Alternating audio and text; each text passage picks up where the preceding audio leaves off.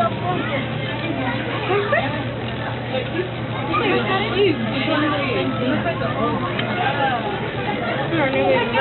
my God.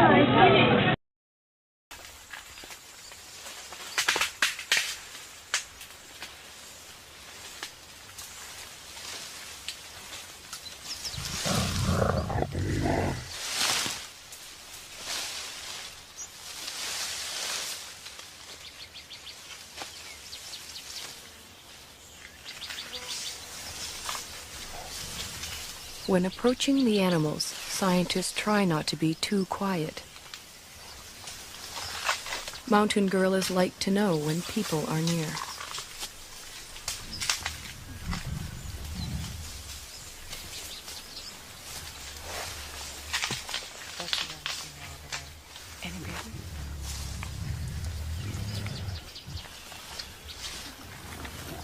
The mountain gorilla's day is spent feeding and resting. Feeding and resting, and feeding some more.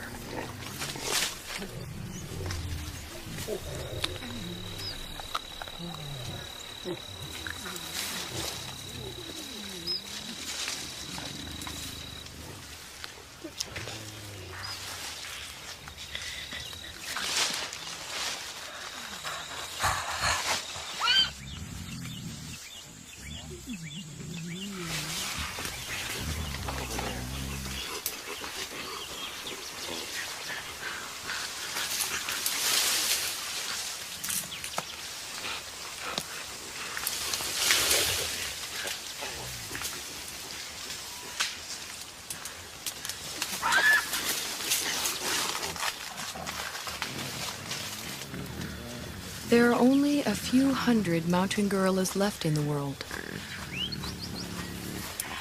Most live as part of a family. The father and protector of this family is the male silverback, Umagumi. He acts as a magnet for the group. The females gather around him. Their infants and offspring gather around them.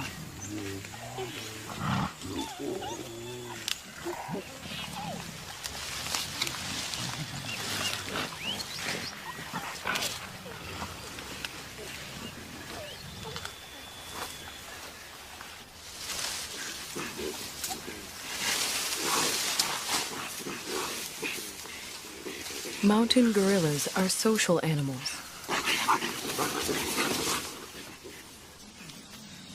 The closeness begins in infancy. Rarely, if ever, does a mountain gorilla mother let her baby out of her sight.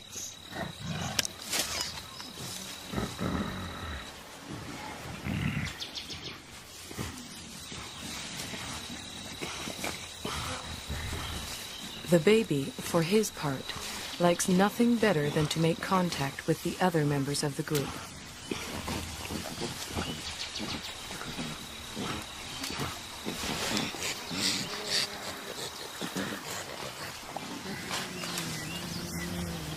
Even when they spread out to begin their daily search for food, the gorillas continue to communicate with one another.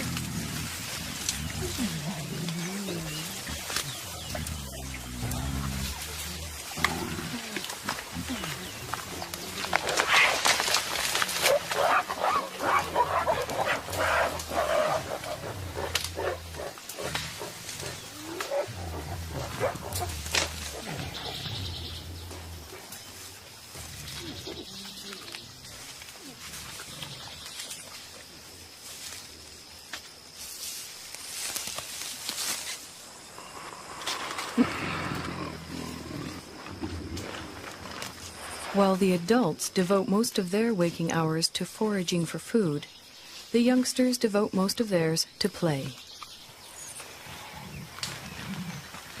Park guards have named this 3-year-old Nzeli.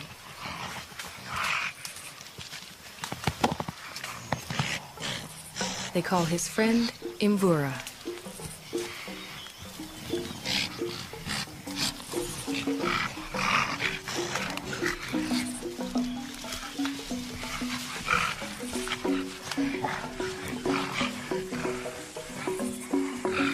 At 8 years, Karira is a bit of a bully.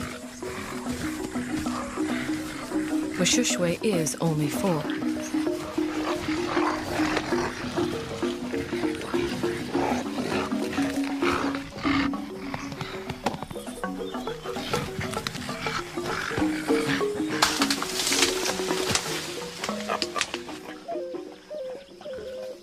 The games they play help the youngsters determine their status in the group.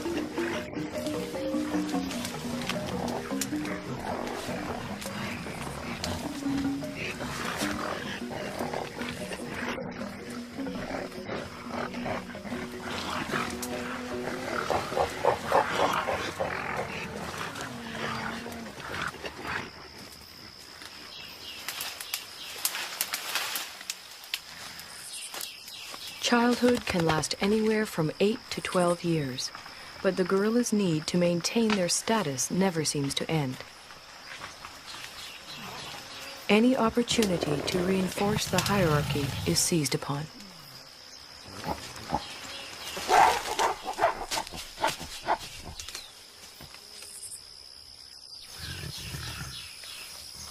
Then comes young adulthood.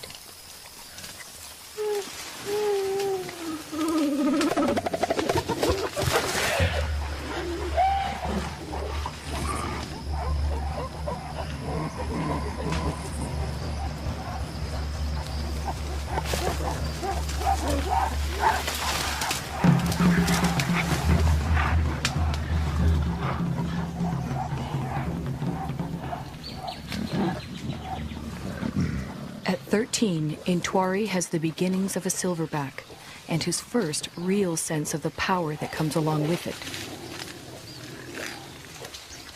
He also has a dedicated young male follower.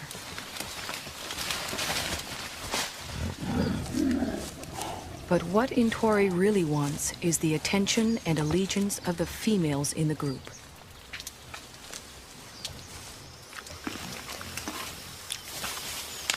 Umugumi doesn't seem too threatened by Intwari's advances towards the females.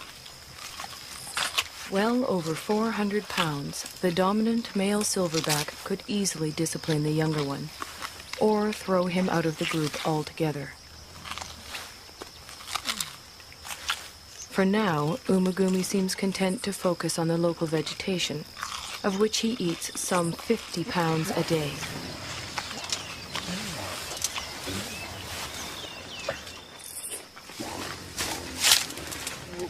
Mountain gorillas are mainly vegetarian, with a few ants and grubs thrown in for good measure.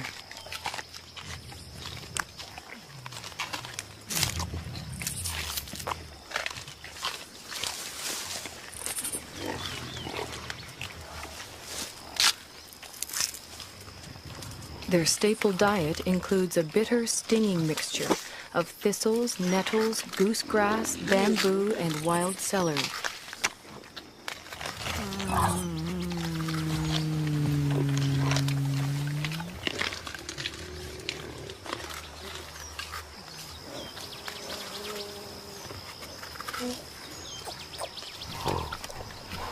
Although he has already begun to experiment with the food his mother likes to eat, Abumwe will continue to rely on her milk until he's 3 years old.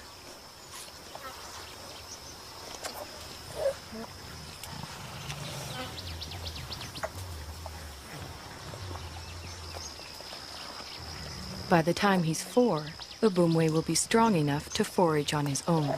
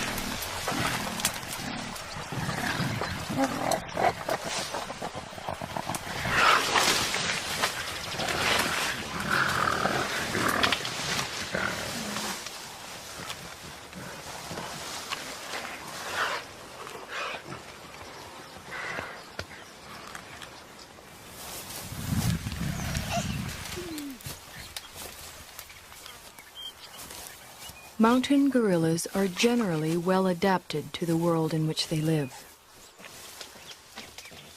But however idyllic their home may appear, for the youngsters in the group, the mountains hold many perils. Many newborns simply don't survive.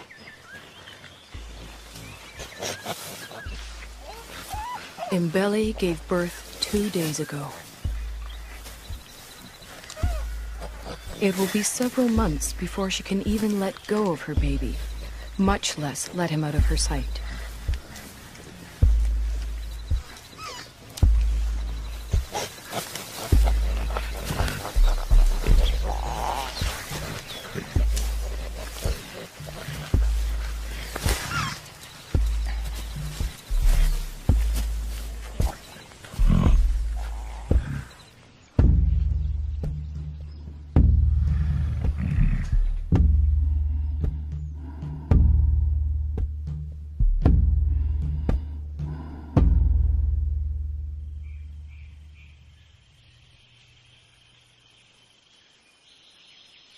The mountain gorillas are more vulnerable than they know.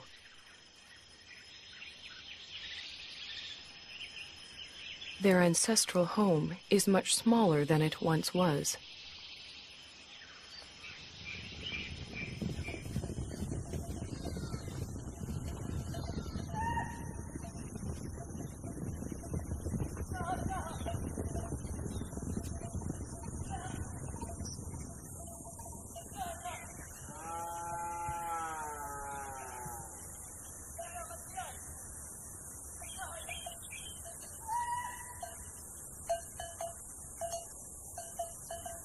All around them, human activity is increasing.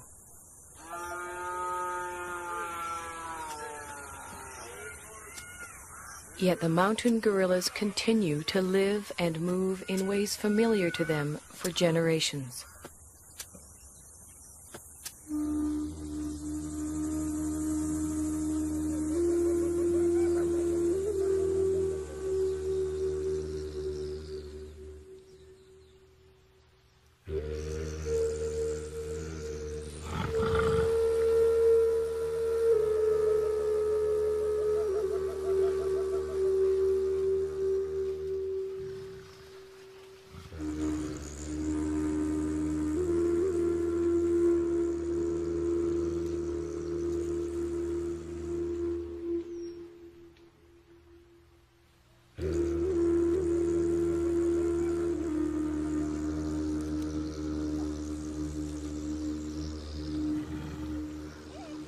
They do not distinguish between thistles and meadows that are inside the park and thistles and meadows that are outside it.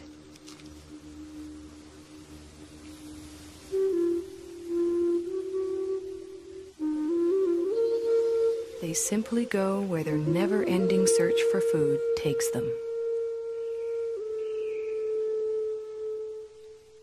Only now they find others there.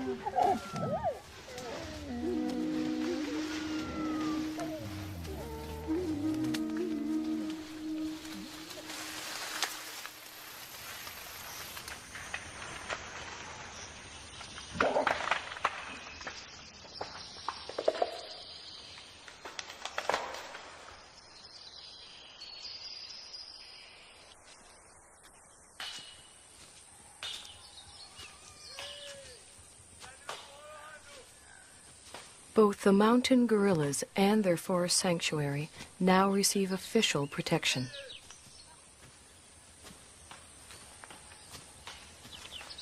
Park guards and anti-poaching patrols go to the forest every day.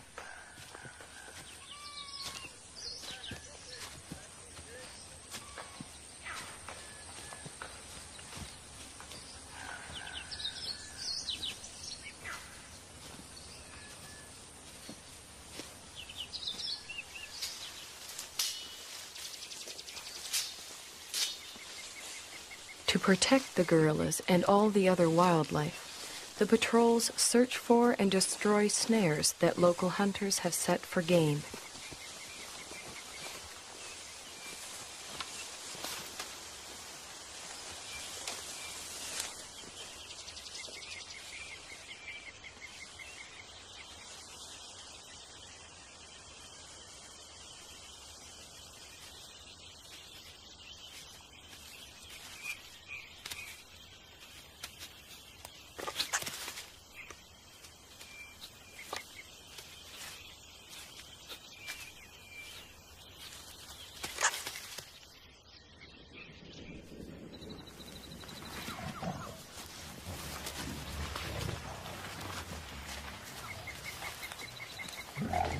The guards search the forest, checking on the gorillas' whereabouts and welfare.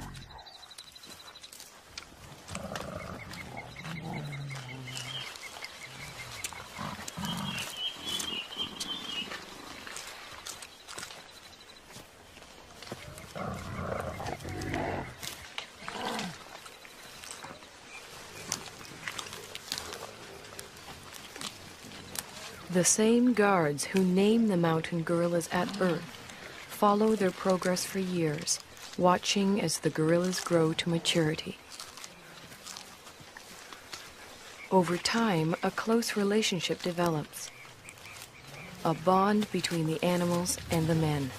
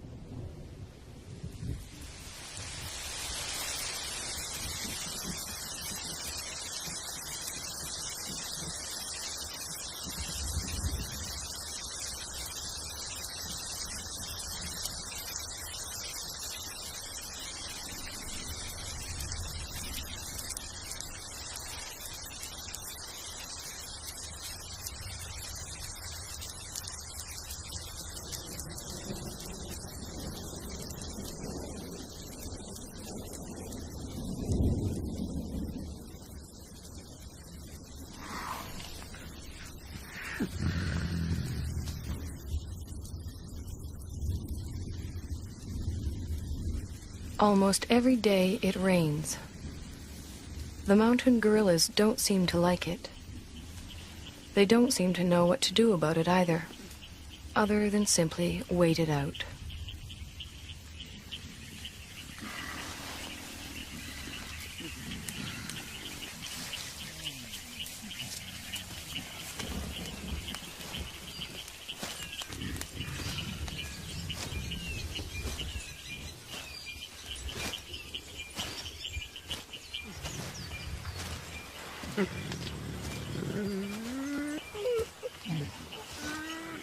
At least the rain provides them with a rich supply of food.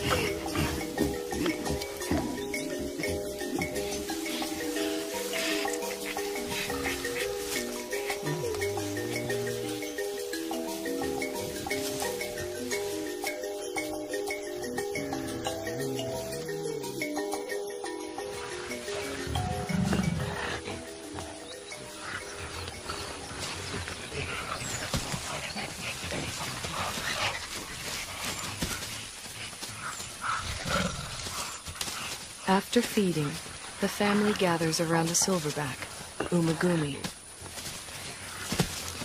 While the adults rest, the youngsters play.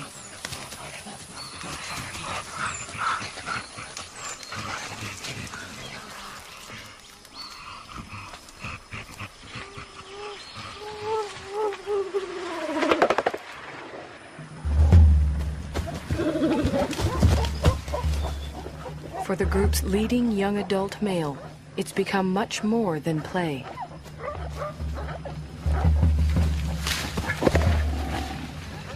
Left unchecked, Intwari's newfound strength could eventually tear the group apart.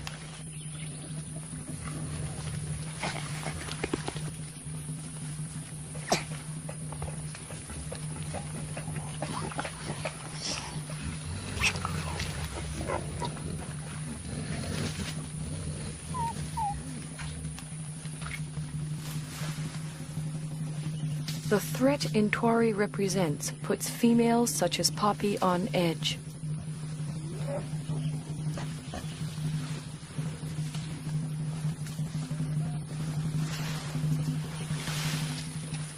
Determined to get some kind of reaction from the others, Intwari bites into an inedible plant and contemplates his next move.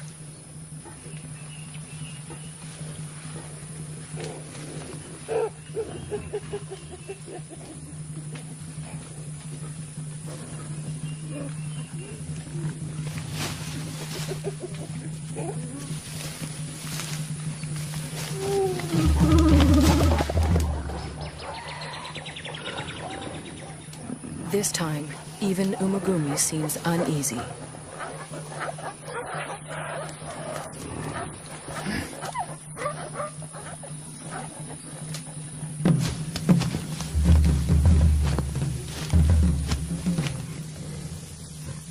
Intwari is presenting himself as their new leader, but the females don't see it that way.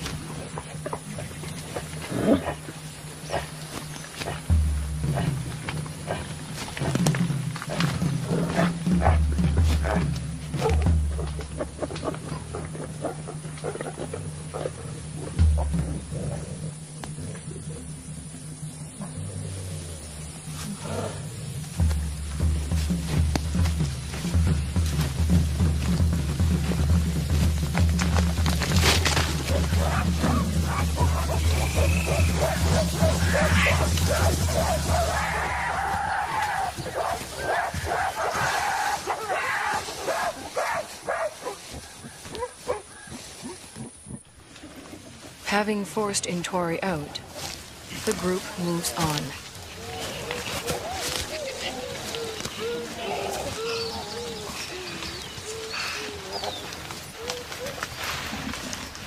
Before she joins them, Poppy, still vibrating with excess energy, vents it on the first young male she can find.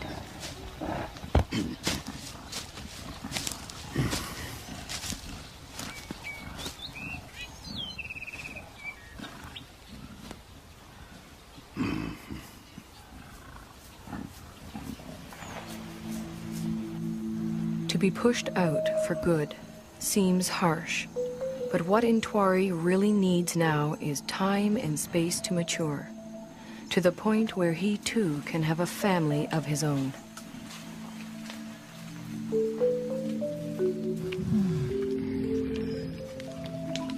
The next few years are critical for Ntwari.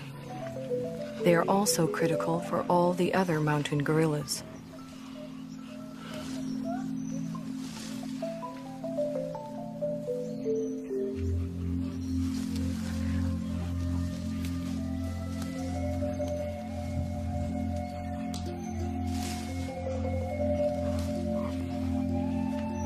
Whether the outside world will allow Ntwari and the others the time and space they need is an open question.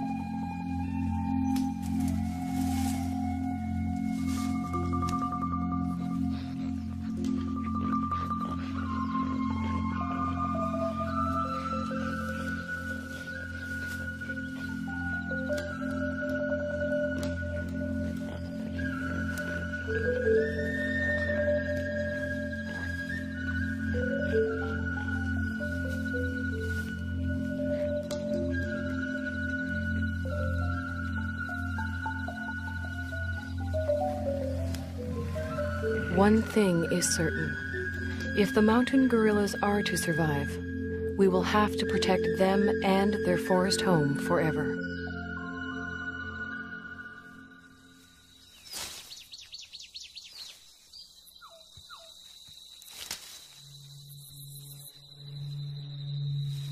If we ever turn our backs, they'll be gone.